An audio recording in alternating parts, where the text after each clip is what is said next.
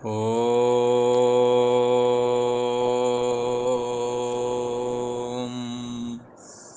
ओम गुरु ब्रह्मा गुरु विष्णु गुरुदेव महेश्वरः गुरु साक्षात् परम ब्रह्म तस्मै श्री गुरुवे नमः।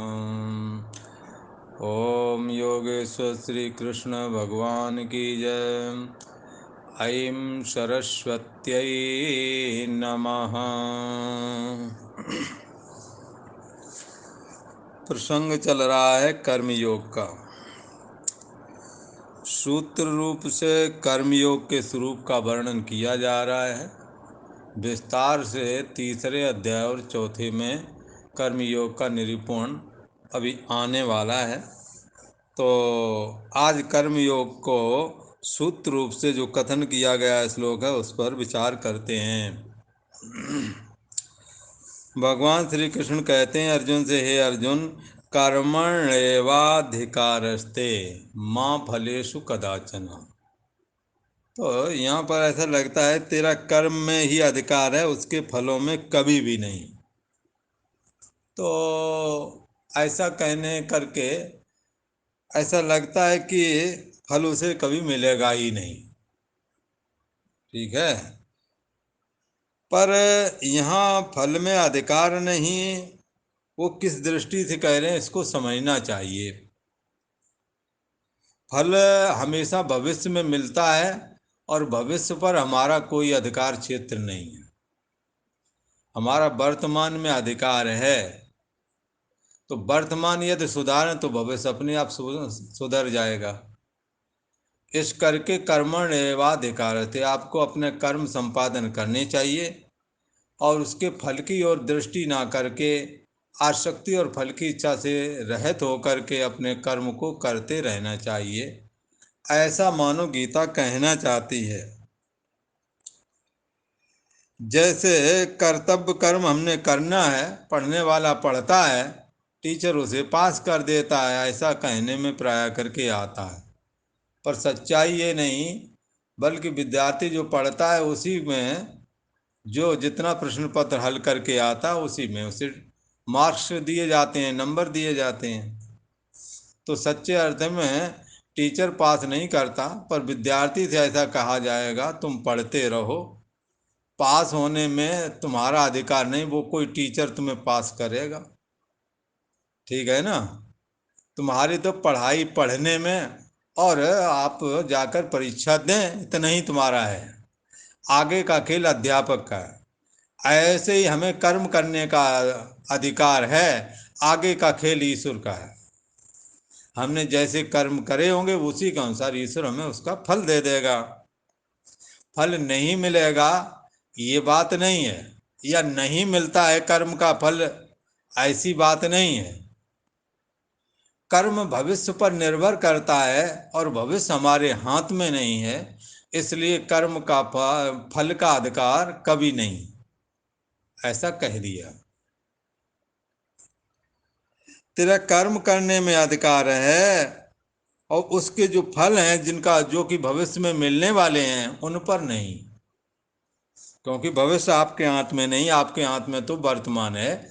आप वर्तमान को अच्छी तरह से जी करके दिखाओ तो क्या होगा,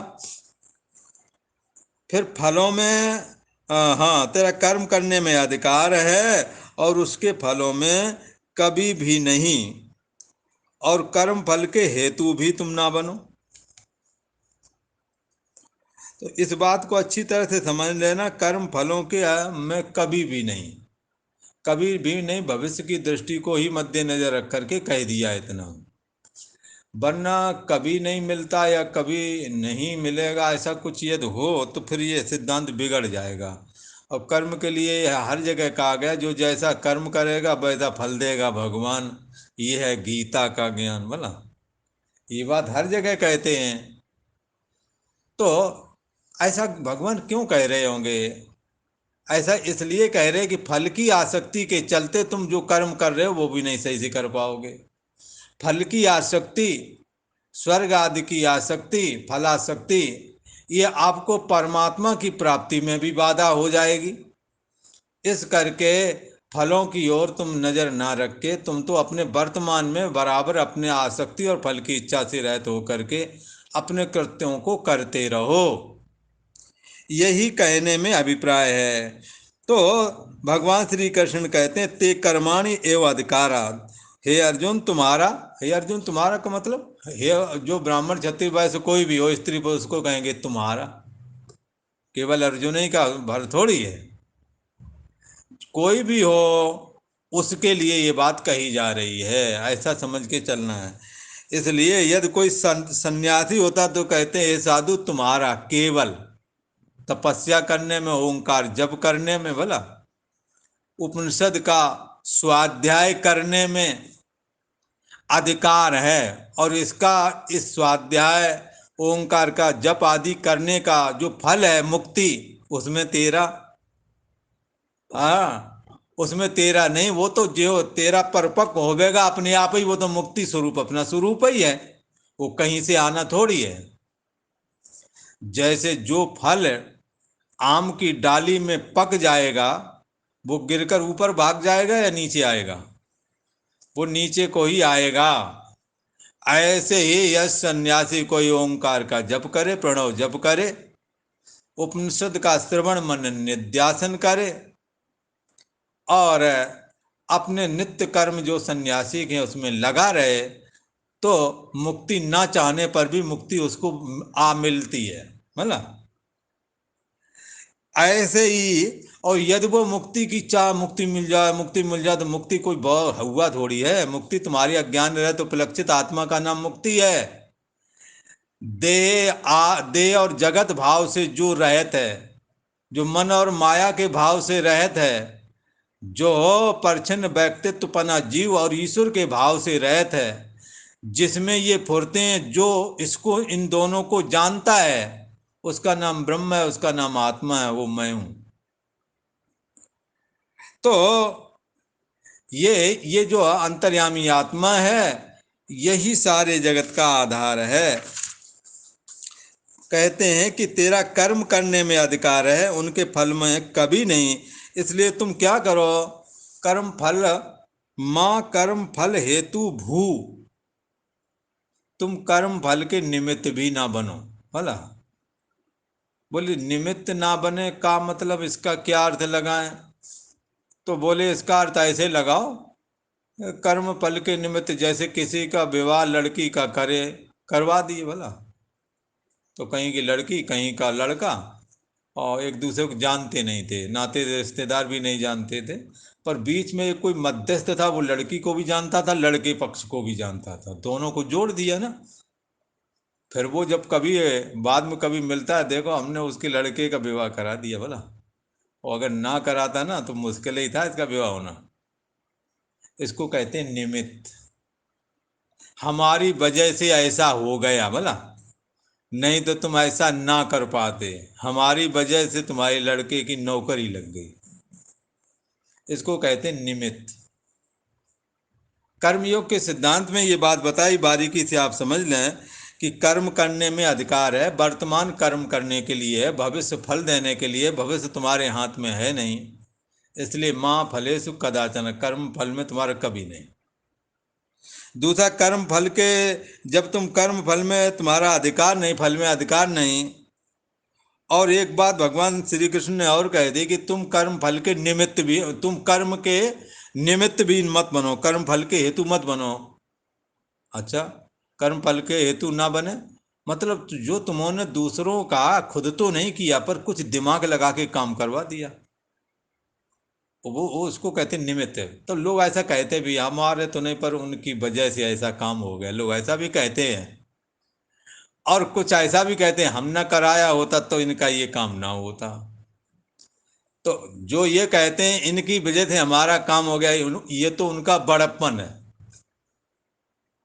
ये उनके चित्त की एक शुद्ध स्थिति को इंगित करता है, और जो ऐसा करता है हम ना कराते तो इनका ब्याह नहीं होता, ये उनके अभिमान, ये नहीं, ये उनका अभिमान बोल रहा है, और ये अभिमान उनका तिलिस्म में ये टूटेगा क्योंकि संबंध ईश्वर ने नियत किए गए हैं।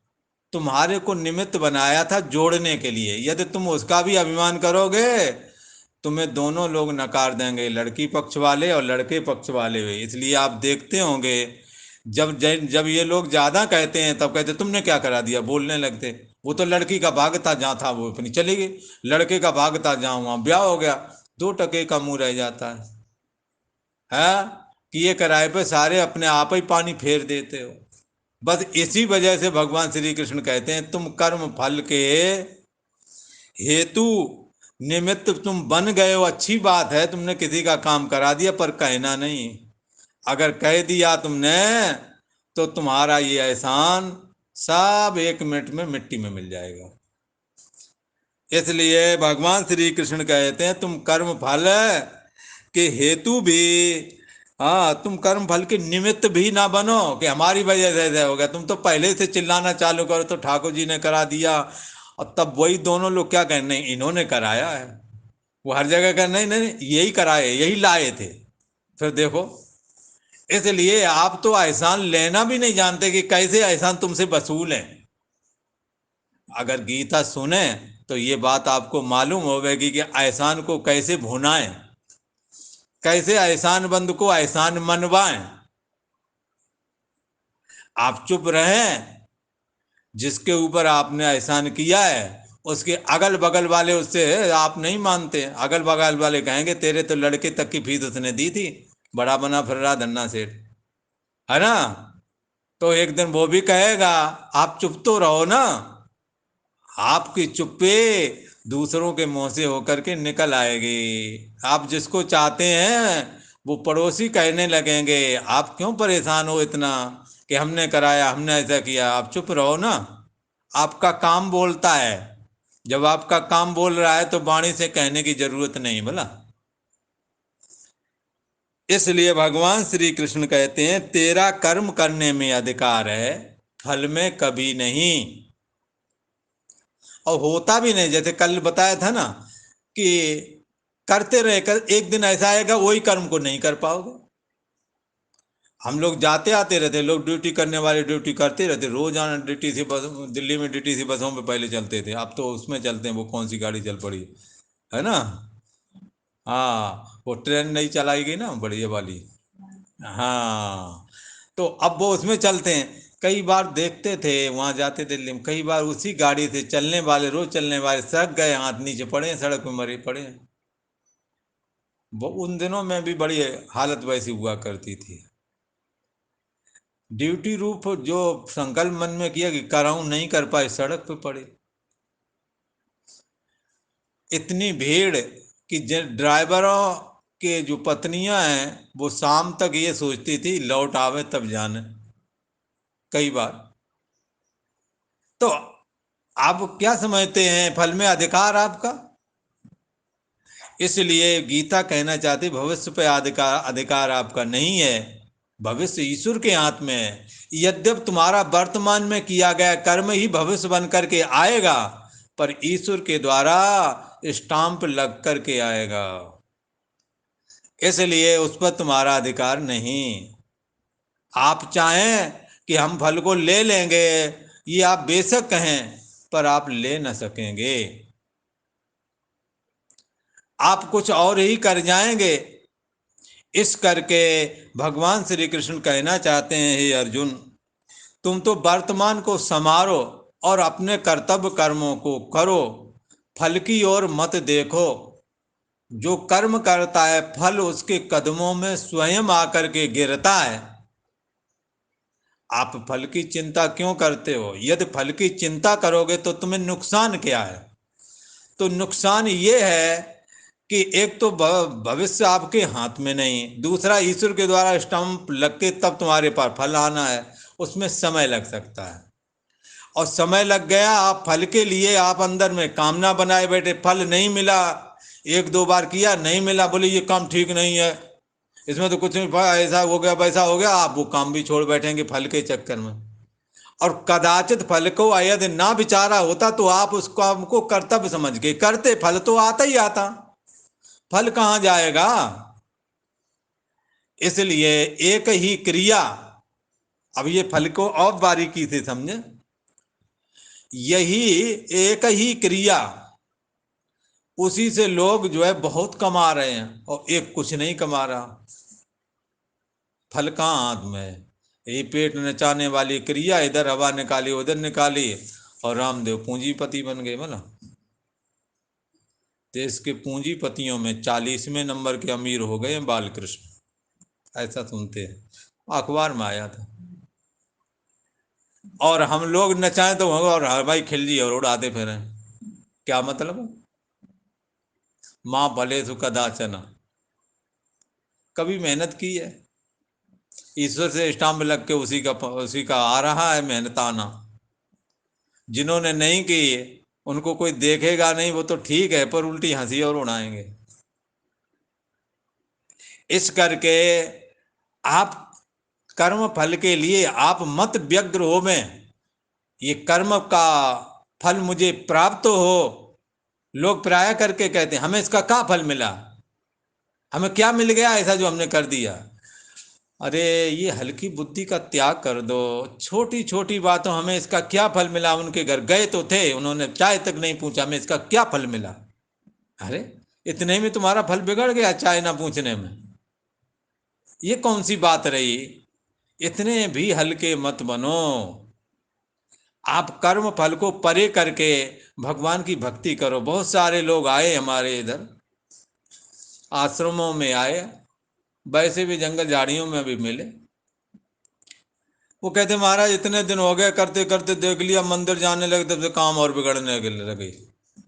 अरे कहाँ पर बुद्धि का इनका इस तरह, मंदिर जाने से बिगड़ गए कि तुम्हारे कर्मों से बिगड़ गए हैं? एक गाय दूह रहा था, तो गाय किसमें दूह रहा था?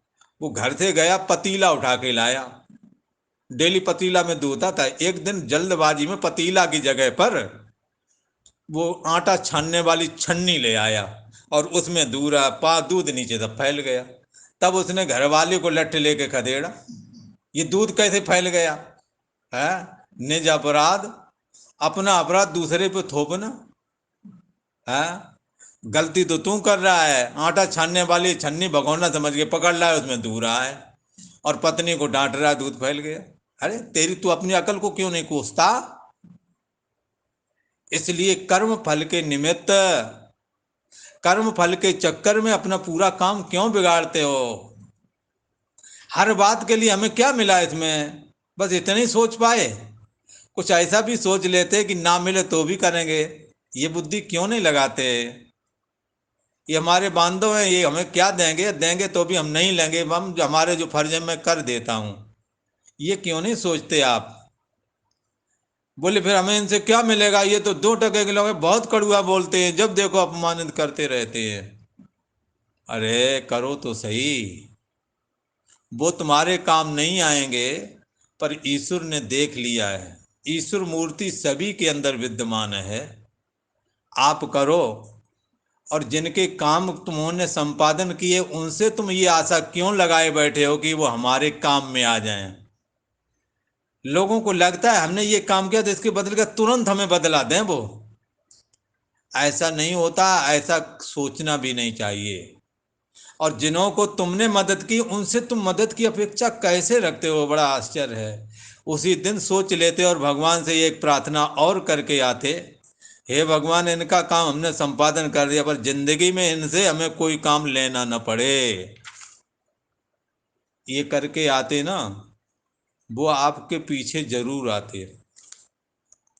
और ऐसा करना भी चाहिए, जिनकी मदद मिल आपने की है उनके लिए आप ऐसा जरूर भाव बना कि इनसे हमें मदद न लेनी पड़े, चाहे दुनिया में कहीं से लूँ जाकर। नहीं तो हमारे काम का फायदा क्या हुआ?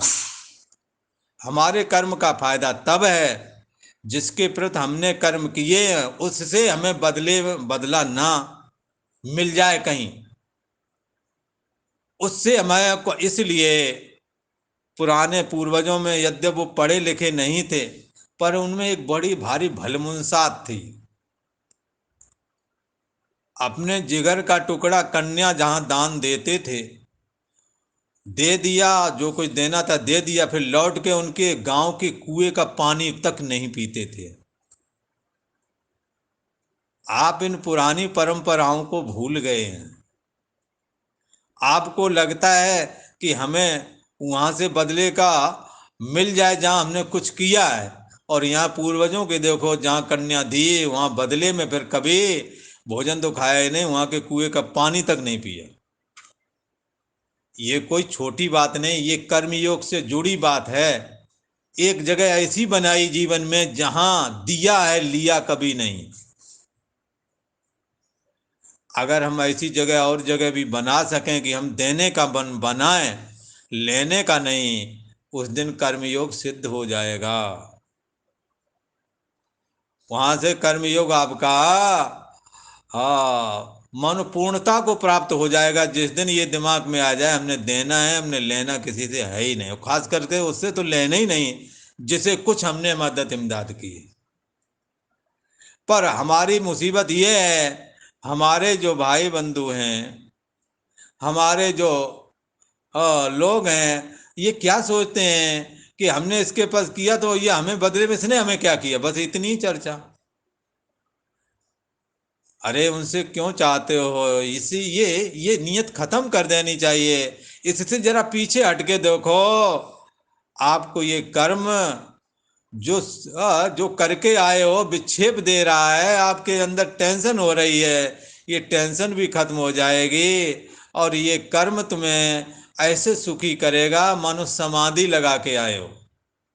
इसलिए तुम दूसरों को खा करके, दूसरों की मेहनत का इस्तेमाल करके दूसरों का खाते हो, पर जो दूसरों को मेहनत करके खिलाते हैं उनकी तसल्ली हृदय में देखो, उनकी संतुष्टि हृदय में देखो।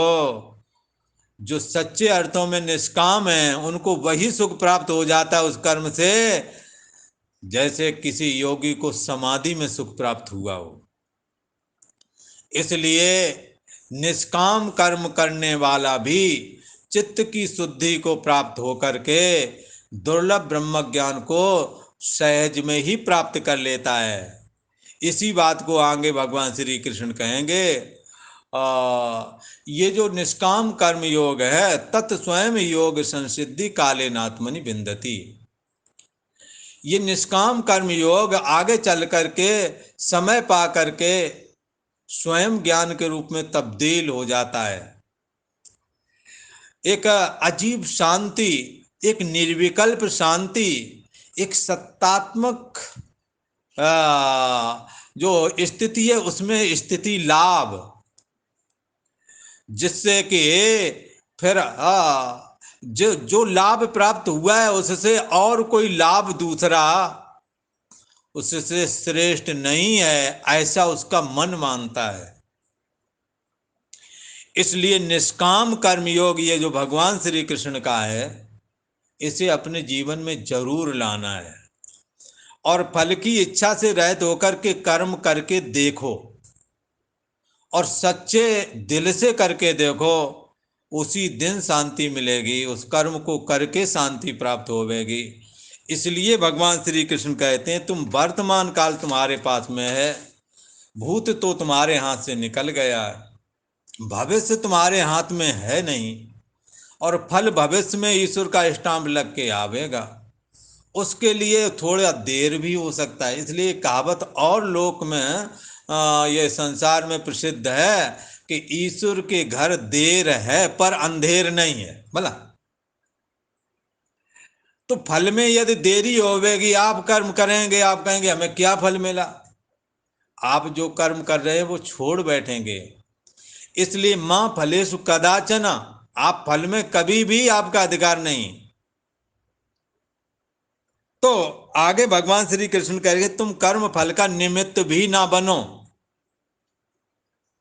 हमारी वजह से ऐसा हो गया, कई ऐसा ही कहते बार बार सुने, हाँ हमारे भाइयों ने तो कुछ नहीं किया, ना कहीं नौकरी लगवाई ना कुछ, पर हमारे उन्होंने नौकरी लगवा दी। बोला अच्छी बात है, पर किसी किसी से ऐसा भी सुनते हुए पाओगे, अरे वो 2 टके का आदमी था, नौकरी ना लगाए तो भीख मांगते फिरते। बोला इनकी समझ देखो, दोनों में अंतर है ना। एक की बात सुनने में सुकून लगता है बोला।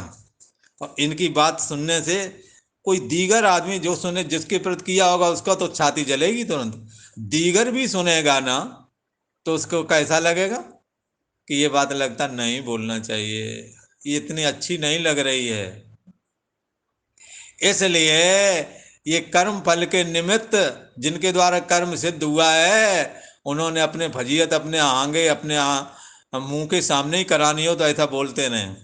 ना कोई एहसान मानेगा और ना कोई तुम्हारी कदर करेगा। बाद में लड़कों को जब पता लगेगा कि हमारे पापा तो ऐसा बोलते हैं तो हड़का देंगे, दूसरे दिन उधर उधर कॉलोनी में भी ना जाओगे बोला। इस करके इससे हमें बचना चाहिए, ऐसा हमें ना करना चाहिए। इसके दुष्परिणाम ये हैं कर्म फल के निमित्त बनने के बोला।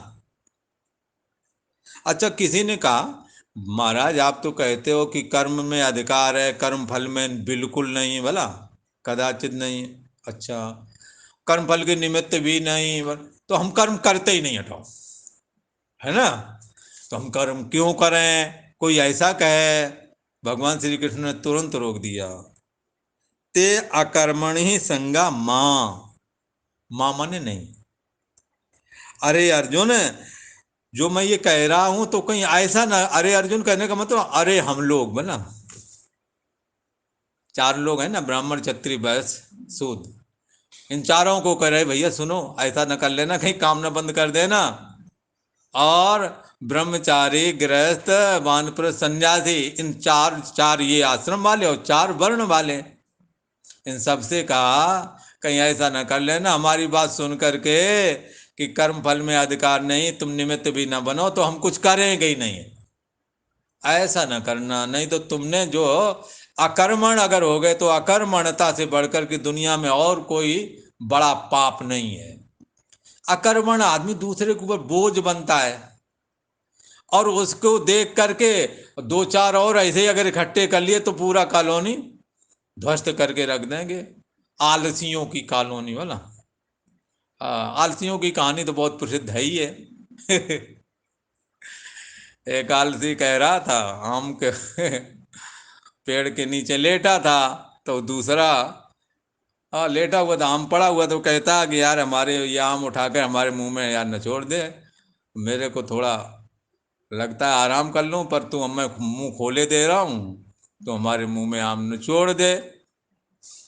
तो उसने कहा, तब तक एक और तो तीसरा आ गया, उसने कहा देखो देखो तो सही, हमसे काम के लिए कहता है, हमसे काम के लिए कहता है। और कल मैं लेटा लेटा जब मुंह खोले लेटा हुआ था, तभी एक कुत्ता पेशाब करने आया, तब मुंह में पेशाब कर दी, मैंने इससे कहा था रो इसे भगा दे, पर इसने भगाया नहीं।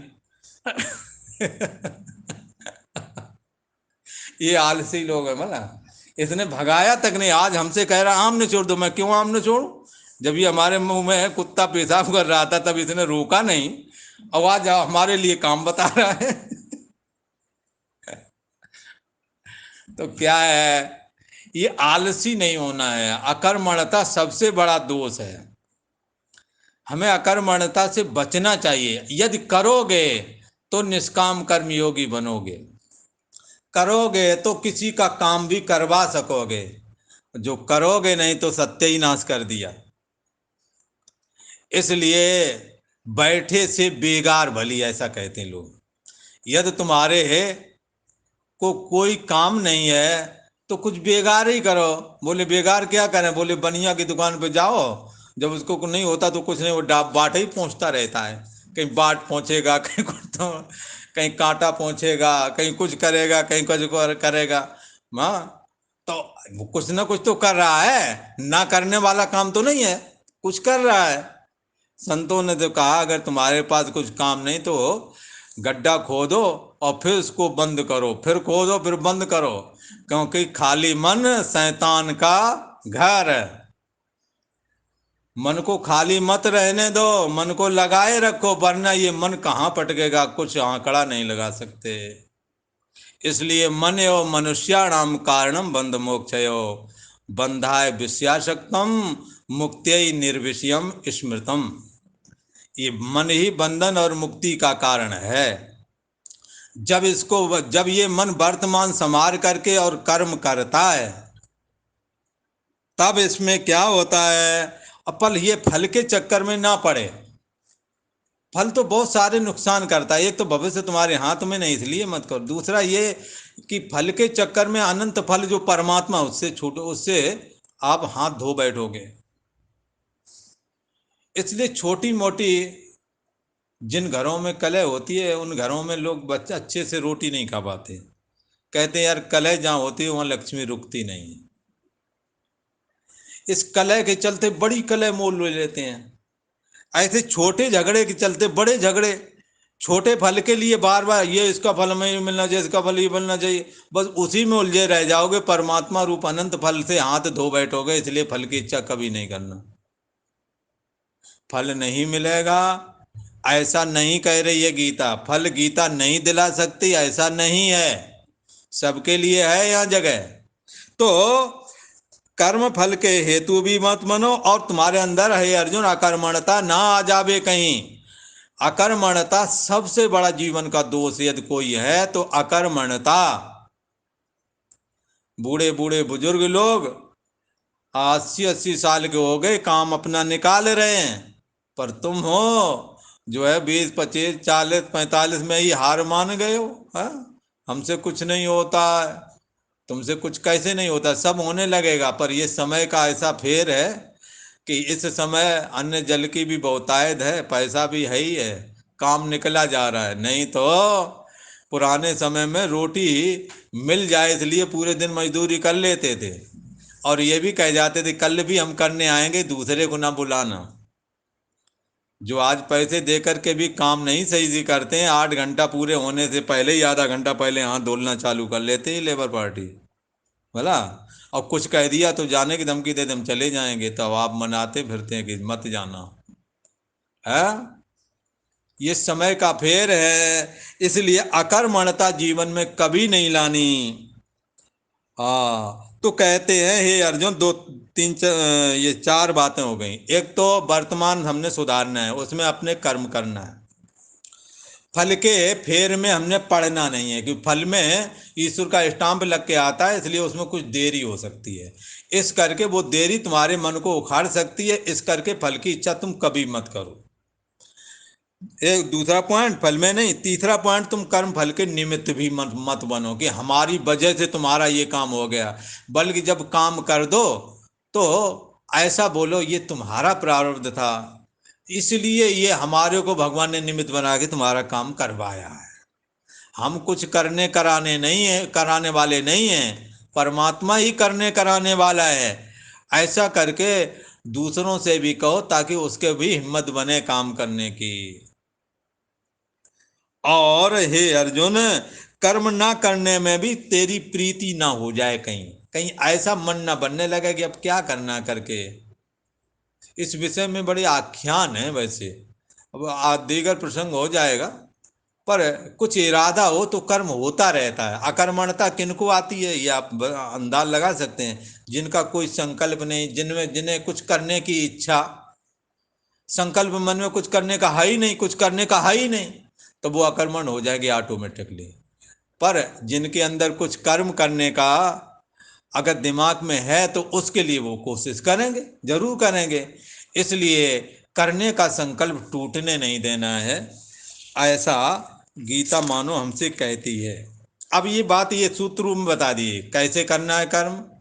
करना है, वर्तमान काल में कर्म होते हैं, फल भविष्य में स्टाम्प ईश्वर के लग करके आता है, इसलिए उसमें तुम इच्छा मत रखो, फल में नहीं, ठीक है। दूसरा तीसरा ये है निमित्त नहीं बनना। चौथा अकर्मण्यता नहीं लानी है, अकर्मण्यता ना आ जाए इसलिए अपने घर गृहस्थी के कार्यों में विकास का संकल्प अपने हृदय में जरूर धारण करो। अगर कुछ नहीं है सुबह उठ करके झाड़ू लगाओ, कच्चा मकान है लीपा पोती कर लो, और नहीं है तो झाड़ू झंडा लगा करके, और भी कई काम हैं। अब माताएं सुबह से शाम तक कपड़े धुलना, कहीं कुछ करना कहीं कुछ करना, वही 1-2 कमरे उसी में पूरा दिन निकल जाता है साफ सफाई से लेकर करके। तो अगर करने का संकल्प वो तोड़ दें तो वो बैठ जाए एक कोने में, और शाम को जब आओगे तो आपको बैठने की जगह नहीं मिलेगी कचड़े की वजह से, भला न कपड़े ही धुले मिलेंगे, हो गया ना काम। इसलिए ये अकर्मण्यता आप अपने जीवन में नहीं आने देना है। कोई कहता है बड़े ज्यादा पढ़ गए ना, बीटेक वगैरह, नौकरी नहीं आजकल उन्हों को भी नहीं मिल रही सही से। कहते हैं ये तो छोटा काम है, ये हम नहीं करेंगे, और हमारी तो इतनी पढ़ाई। तो पढ़ाई के बराबर तुम्हें काम जिंदगी में तो मिलना नहीं, छोटा काम तुमने करना नहीं है, तो फिर क्या करोगे? अकर्मण्यता। बैठ करके दूसरे की छाती पर वजन बन के बैठे रहोगे। ये अकर्मण्यता जीवन में कभी नहीं लानी है। चाहे काम कोई अच्छा या बुरा नहीं होता है, इरादे ही अच्छे और बुरे हैं। काम चलाने के लिए आज का अपने देश के प्रधानमंत्री जो हैं वो चाय बेची थोड़े समय के लिए, कोई चाय बेचने वाली, वो रोजगार है, हम जीवन भर के लिए थोड़ी पकड़ा है। आपको भी, आप बहुत पढ़ गए, आपके माफिक नहीं मिल रहा है, आप छोटा कोई काम कर लो ना, और छोटा काम करने के बाद कमा के बड़ा काम करो। तो नहीं, बड़ा तुमने पकड़ पाना नहीं, छोटा तुमने करना नहीं है। और 35-40 साल के हो गए हो, बूढ़े माँ बाप की पेंशन का पर नजर रखे हो, वो आएगी तब हमें उसमें से हमें मिल जाएगा खर्चा। ऐसे जन कितने लोग हैं जिन्होंने जो घर को नरक बना रखा है, और ऊपर से इनके विवाह और कर दिए। इनका वजन तो है, इनके लड़कों का भी वजन झेलना पड़ता है बूढ़ों को। तो ऐसे इसलिए गीता कहती है अकर्मण्यता कभी जीवन में नहीं आने देना। पर कैसे कर्म करना है, इस बात को कहते हैं योगस्ताः कुरु कर्माणि संगम त्यक्त्वा धनंजया सिद्ध सिद्धयोः समो भूत्वा समत्वं योगयोच्यते। अब कहते हैं हे धनंजय संगम त्यक्त्वा, तुमने तो आसक्ति छोड़ करके, बोले ये कैसी बात बोल दी, आसक्ति छोड़ करके? कोई भी काम करो आसक्ति छोड़ के करो, किसी भी काम में आसक्ति नहीं होने चाहिए। बोले कि झाड़ू पोंछा लगा दो, बोले लगा दिया। अच्छा, अब कहते हैं झाड़ू पोंछा लगा, कपड़े धुल दे, बोले चलो धुल देते हैं। एक से कहा कि चलो, उसने कहा झाड़ू पोंछा कर लिया, कपड़े धुल दिए, और तो तुम ऐसा करो कि तुम कंप्यूटर पर बैठ कर कुछ काम पड़ा हुआ है वो कागज वाला, वही भी निपटा लो भला। तो उन्होंने कहा ठीक है निपटा लेते, निपटा लिया। फिर इसके बाद में कहा झाड़ू वाला तो कहीं चला गया है वो लड़का अपना, पर तुम आज झाड़ू लगा लो। अरे हम तो कंप्यूटर चलाने में, झाड़ू की बात हमसे करते हो? हाँ, ये कार्य में आसक्ति ये नहीं होनी चाहिए। जो ऐसा करते हैं कामयाब नहीं हो पाते हैं। गुरुओं ने, प्राचीन काल के जो गुरुकुल होते थे, उन्हें सबसे पहले रोटी बनाना अपने व्यक्तिगत काम बता दिए जाते थे कि जंगल में फंस जाओ, कहीं और कोई बात पड़ जाए, अब महिलाएं हमेशा साथ नहीं रहती, कहाँ कहाँ बना के खिलाएंगे, तुम अपना स्वयं बना लो, और कभी महिलाओं को जरूरत हो तो बना के खिला दो, है। तो ये सारे काम गुरुकुल में वहीं ट्रेंड हो जाते थे। और अगर अंगुली कट गई है तो कौन सी औषधि तुरंत लगा देनी है, जंगल से पत्ते तोड़ करके, बोले वो चिड़चिड़ा लौट का कूट करके और लगा दो। एक बार हमारा हाथ हाथ में लग गया कुछ दराती वगैरह ये गंगा किनारे, तो अब वो बंद नहीं हो रहा था तब तक। और वो बैरागी बाबा है ना, अरे उठुआ वो क्या है कि वो चिड़चिड़ा लाओ, चिड़चिड़ा लाओ, फटाफट चिड़चिड़ा लाए, बोले कूटो इधर, कूट के बोले लगा दे, जगाया, तुरंत जाम हो गया। ये चीजें पहले गुरुकुलों में बता दी जाती थी। बहुत सारे नुस्खे ऐसे हैं जो जीवन जीने के छोटे छोटे हैं, उनको तुम्हारे जीवन में आना ही चाहिए। तुम्हारी, अब तुम्हारे जंगल में उंगली कट गई और वहां से मार्केट है 10 किलोमीटर आगे, वहां जब जाओगे तो पूरा दिन ही बर्बाद कर दोगे, कोई जड़ी लगा लो ना। इस करके कर्म में अधिकार है, पर कर्म के विषय में आसक्ति नहीं होनी चाहिए। नहीं समझ में आई बात? अरे भगवान श्री कृष्ण की प्रथम पूजा कराई गई कि नहीं कराई गई? बोले प्रथम पूजा किसकी हो? भीष्म पितामह ने कहा वासुदेव श्री कृष्ण की होनी चाहिए। भगवान श्री कृष्ण ने पैर पसार दिए, कर लो आके पूजा, सही बात है, हमारी होनी चाहिए, ठीक है। अच्छा, बाद में सारे काम बांट दिए गए राजसूय के, बोले पत्तल वाला उठाने वाला काम नहीं कोई करने वाला है। ठाकुर जी ने कहा वो हम ही करेंगे, वो पत्तल उठाने वाला काम मैं करूंगा, ये काम किसी को करने भी ना दूंगा, वो मैं ही करूंगा। सबसे ऊंचा वाला काम और फिर सबसे नीचा वाला भी काम। और अर्जुन का जब रथ हाँक रहे हैं तब सारथी वाला काम, सारथी के पीठ कंधे में पैर का इशारा दिया जाता था। जो जो महारथी जूता पहनता था ना चमड़े के, उन चमड़े के जूतों से इधर को मोड़ना तो इधर कार वाले कंधे को छूते थे, और इधर से मोड़ना तो इधर वाले कंधे को छूते थे। दिन भर कंधों में जूता की ठोकर लगती रहती थी अर्जुन की। ये कौन खा रहा है? और एक आप हैं, हमारे को ये काम नहीं चाहिए, हमारे से ये काम नहीं होवेगा, हम इसी काम के काबिल हो। घर में ये आंखें दिखाते हो। और जो इस देश के सम्राट हुआ करते थे, जिनके नीचे बड़े बड़े मंडले से झुकते थे, जो जगत के ईश्वर हैं, वो ये काम कर लेते हैं। तुमने कंप्यूटर क्या सीख लिया? एक सरदर्दी और पाल ली है। इससे हमें बचना चाहिए। भगवान श्री कृष्ण के चरित्र को अपने जीवन में, उनके आचरण को अपने जीवन में धारण करना चाहिए, उनके ज्ञान को धारण करना चाहिए। और ये कर्मयोग का जो ये 48वां श्लोक है, इस पर चर्चा अपन कल को करेंगे। ओम शांति शांति शांति।